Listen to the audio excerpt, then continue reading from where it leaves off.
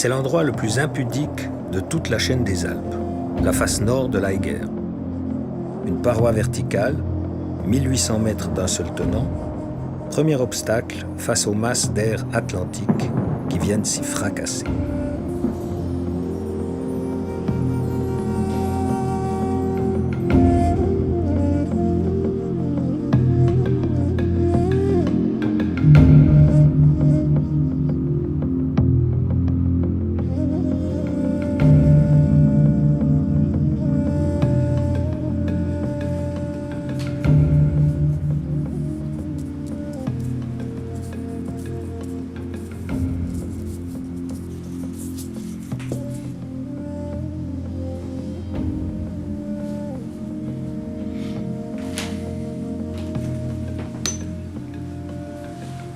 Que je connais depuis l'âge en tout cas de 8 ou 10 ans.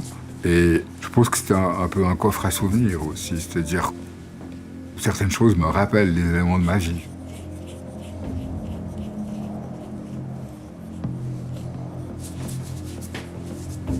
Ce Teiger, c'est un truc pour moi, c'était un coffre à jouets, c'était un coffre à souvenirs, c'est une pierre tombale, c'est une pierre à encre, c'est tout ce qu'on veut, enfin, c'est beaucoup de choses.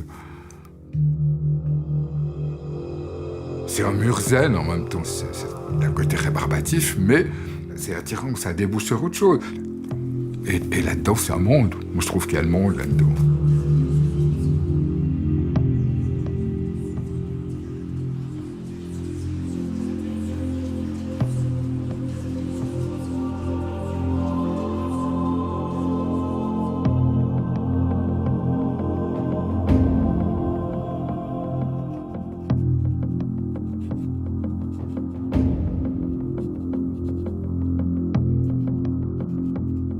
Cher Daniel, peut-être que cette lettre à l'ancienne te sera portée par un messager chez toi à Berne, ou peut-être dans une lointaine cabane de montagne. Pour ma part, après avoir dessiné presque tout l'été des variations autour de la montagne, je te laisse deviner laquelle, j'ai bien envie de me rendre à la Kleine Scheidegg.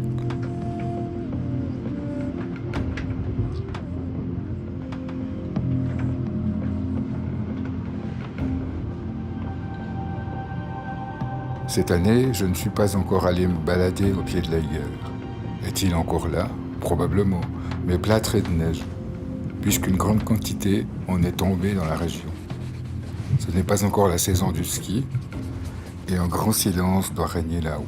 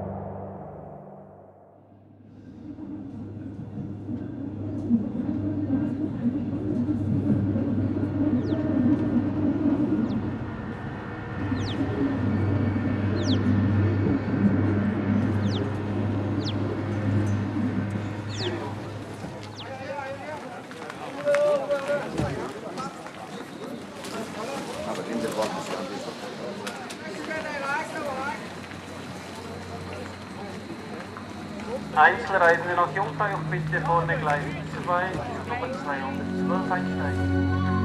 Individual, please board the train on track 2 standing, train on 12.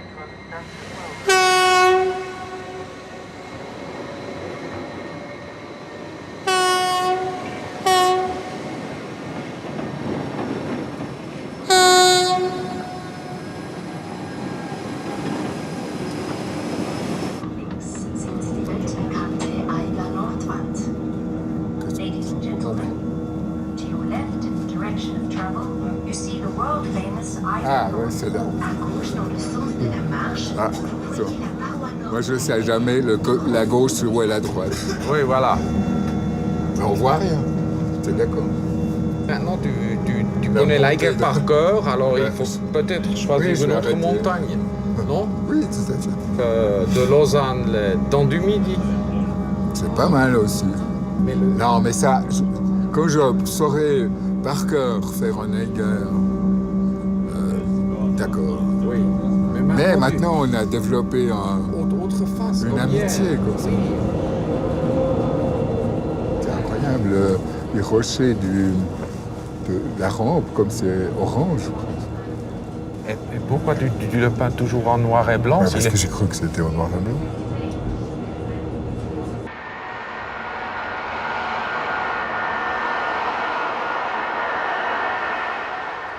Alors l'œil, il est là, si on veut, là en bas, là. Vraiment en bas? Moi, je peux presque aller, oui, avec un casque dans les graviers jusque-là. Et puis ça, c'est une mauvaise photo de loin, parce que c'est impressionnant, c'est un œil. Et c'est une photo de toi. C'est vraiment un œil, t'as raison. C'est comme un œil de fauve qui regarde, qui dit attends, toi, si tu veux monter là-dedans, tu verras. C'est pour ça. En même temps, il peut être très doux suivant la lumière, tout comme cette montagne.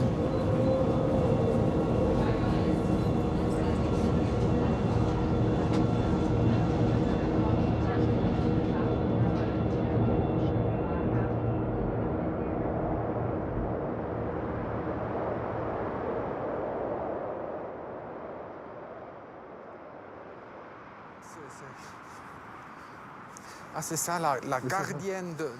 Oui, Daniel a écrit de nombreux livres, dont notamment un livre qui s'appelle La Reine verticale, qui est un livre sur l'Eiger. C'est l'angle entre la face nord et la face... Il m'a appris beaucoup de choses sur cette montagne. Et bien qu'on ait une vision de la montagne peut-être un peu différente, mais ça c'est normal. C'est quoi? Et maintenant, avec les premières chutes de neige, c'est quand même blanc, mais c'est plus... Le relief de la montagne, c'est plus accentué. Oui, c'est beau. J'appelle l'effet panettone. L'effet panettone. Oui, c'est comme que tu me dis. Okay. Et ça fait... Oui, c'est sculpte la montagne. Sculpté. Ouais. Et ça, c'est bien. Mais le champignon, il est tout presque contre la... Oui. Enfin, il se détache contre la face. Oui. Martial, il connaît tous les coins, il connaît toutes les histoires, il connaît des coins que je ne connais pas, tout ça, il est vraiment là-dedans. Et maintenant, j'ai vu, il ne regarde presque pas les autres montagnes. Pour lui, c'est sa montagne. Hein. Pour moi, bien sûr, c'est fascinant, mais moi, j'en ai d'autres montagnes.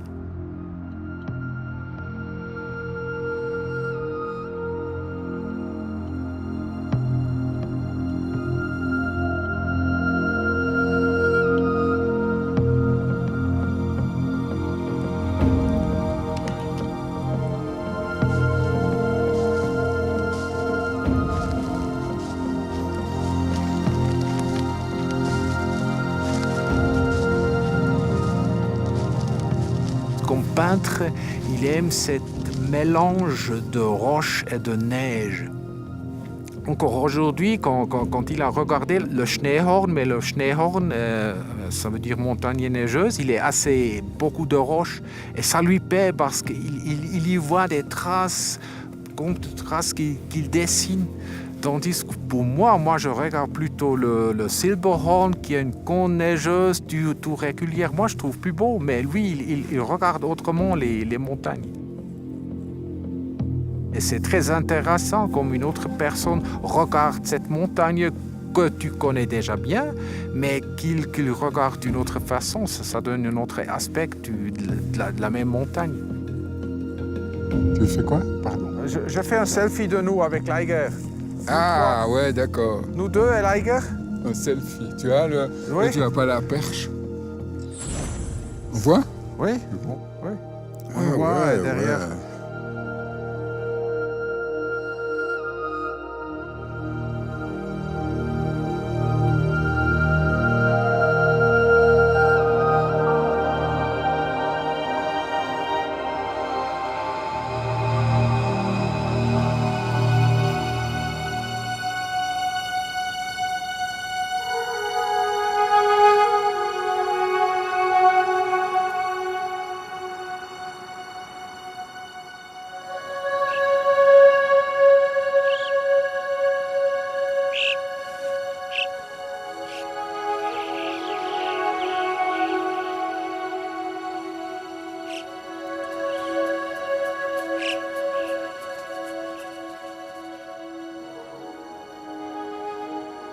Dans mes dessins, je m'attache plutôt à des parties qui pour moi sont significatives.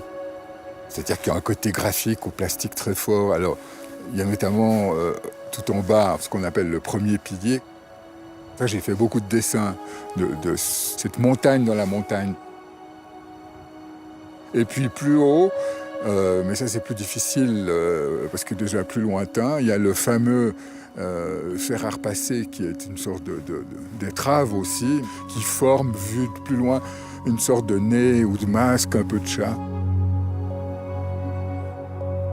Et puis les rochers dessous, qu'on appelle le second mur, qui sont disposés, qui ont un côté que moi j'aime bien, enfin surtout c'est presque un tableau abstrait, en même temps ça évoque un peu un château fort, enfin on peut partir dans toutes sortes d'imaginaires en définitive. Puis évidemment après, cette partie qui notamment en hiver, comme on voit là, j'aime beaucoup, qui est la partie de l'araignée. Mais il y a une complication et en même temps ça évoque, ou disons ça donne envie justement d'essayer de restituer ça comme ça.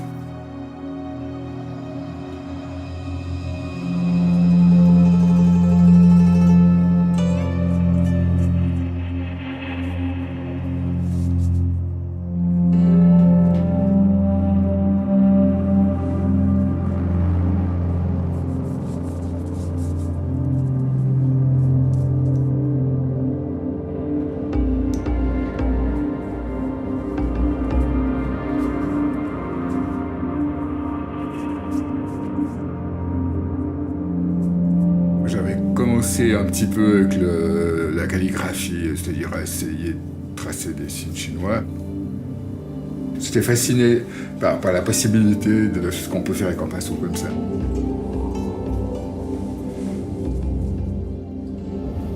Ça peut être fluide, ça peut être violent, ça peut être très doux, ça peut être dilué. C'est vraiment, je pense que je n'ai jamais fait vraiment de musique comme ça, mais je pense que c'est assez comparable à un archet.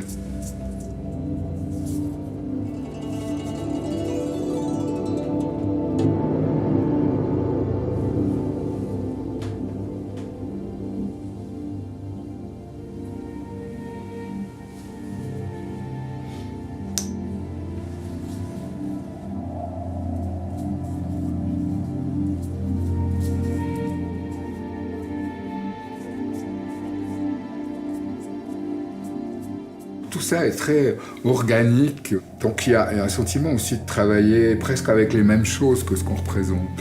Et entre dessiner un rocher ou une montagne et les vapeurs ou les nuages ou les brumes qu'il y a autour, c'est la même chose, c'est une question de dilution. Et en fait, on fait les brumes avec de l'eau et de l'encre diluée presque comme un nuage, donc ça se fait presque de la même façon.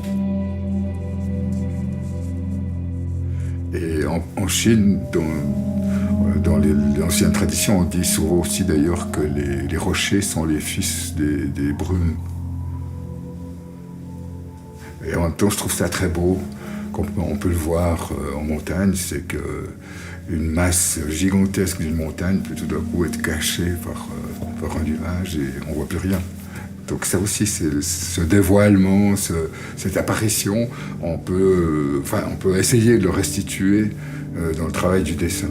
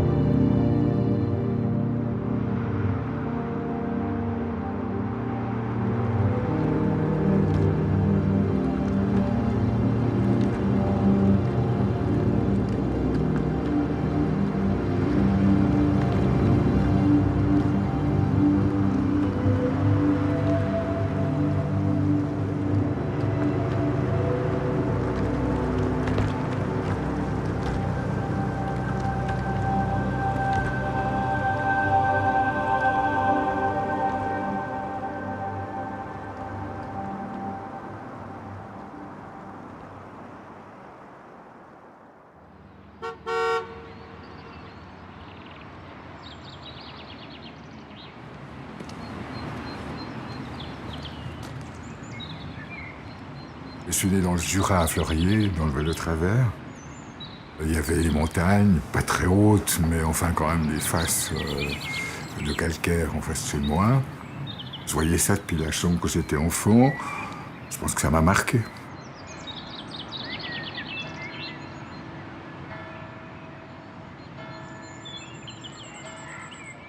Et souvent, enfant, j'adorerais aller m'asseoir là-haut. Je fais des dessins souvent aussi du village parce qu'on domine vraiment ça comme dans un hélicoptère.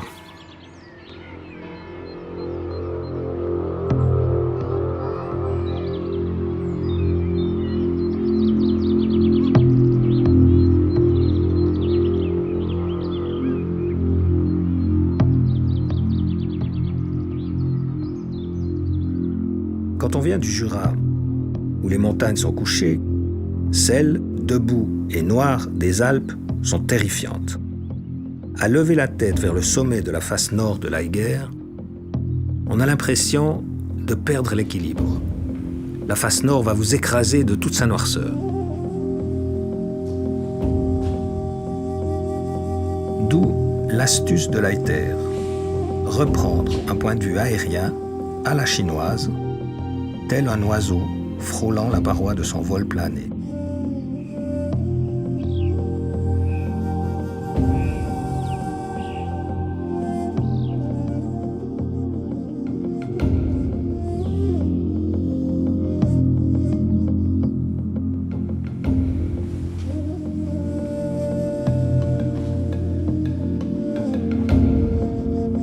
C'est une technique qui est plus développée dans la peinture chinoise où le vide a une grande importance. Mais c'est pas une absence, donc c'est une plénitude en même temps. Et il se trouve que dans le cas de la montagne, ça rejoint le vide, le gaz, comme on dirait en montagne.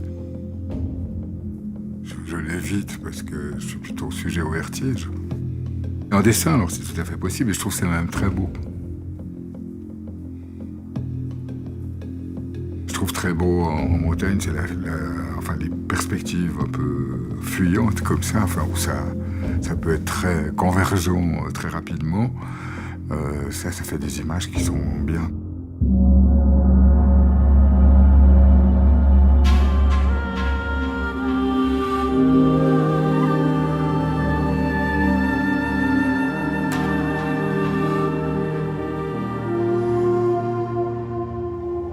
Ah, super.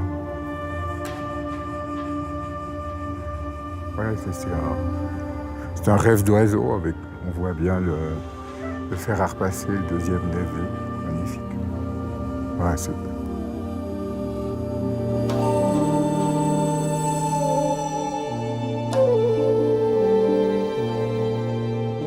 Ce serait ça le rêve, d'être un oiseau. Paroi supérieure, la fissure du vide.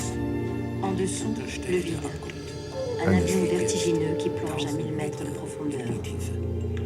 Oui, il y a un peu de vide. Ouais, ça c'est magnifique. C'est une vue extraordinaire.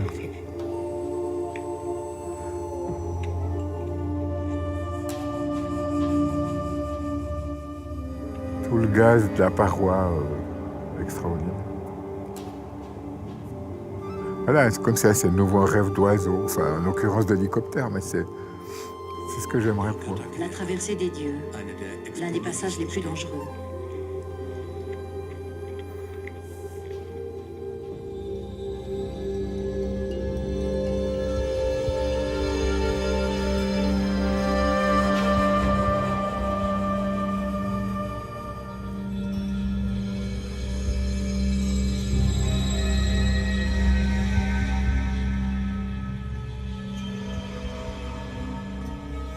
Il y a l'égard de l'alpinisme et de ses récits souvent épiques et dramatiques. C'est quelque chose qui m'a beaucoup parlé, c'est-à-dire, peut-être évidemment, parce que je suis tout au plus un promeneur, mais c'est rien d'un alpiniste, mais sinon d'un alpiniste en chambre probablement, mais c'est un monde qui développe beaucoup d'imagination. Et pour moi, c'est quelque chose qui m'a toujours fait rêver.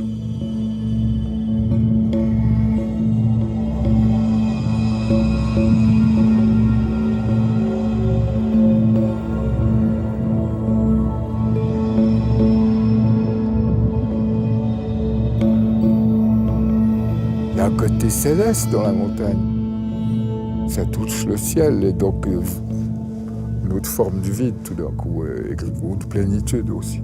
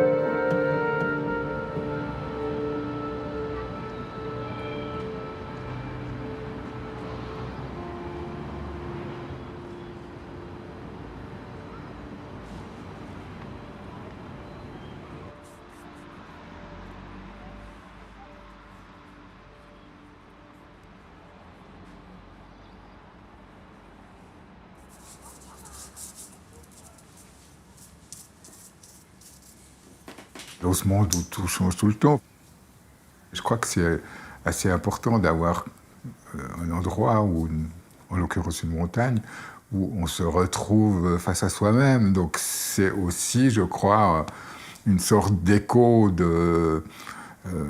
qui renvoie à soi. Donc disons peut-être même à la partie qu'on a en nous-mêmes qui en fait ne change pas. Donc pour moi c'est important.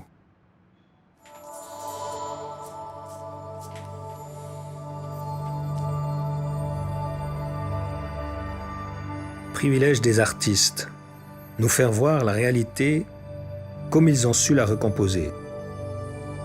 La nature a copié l'art.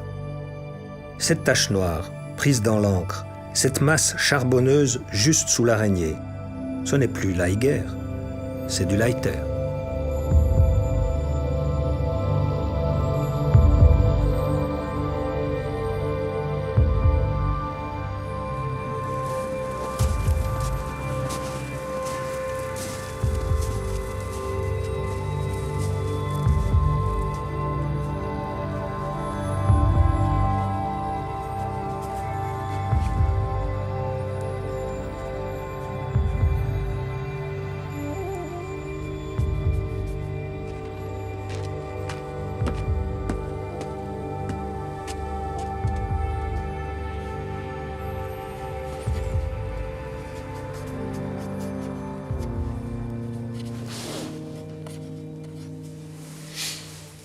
C'est aussi cette image de quelque chose qui, enfin, on va pas dire dans l'absolu ne change pas, parce qu'une montagne aussi, ça finit par s'écrouler, peut-être dans 3 millions d'années, ce sera un tas de sable, je ne sais pas. Mais c'est quand même une image à l'échelle humaine de quelque chose de stable.